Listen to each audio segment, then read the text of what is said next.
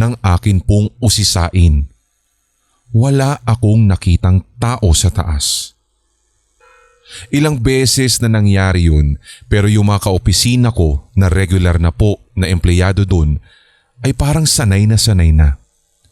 Hindi na nila pinagpapapansin at tinatawanan na lamang po nila ang mga katulad kong baguhan dahil ang katotohanan, maraming beses na daw nagparamdam ang naturang nilalang.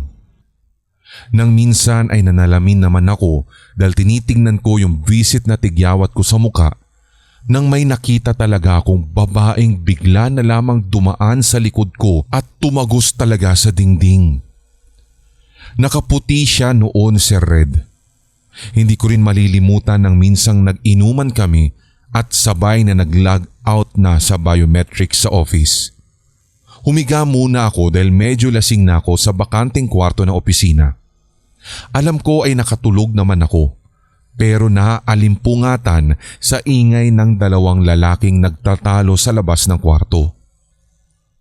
Alam ko, Sir Red, na hindi naman ito dala o dulot ng kalasingan sapagkat paglabas ko, wala ako ni isang nakita na tao.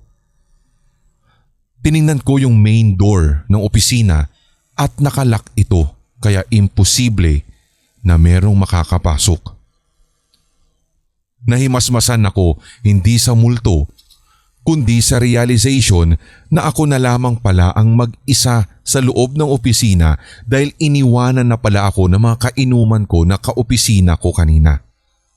Madilim yung buong opisina at sa nervyos ko ay para nga din akong naiihi or nata.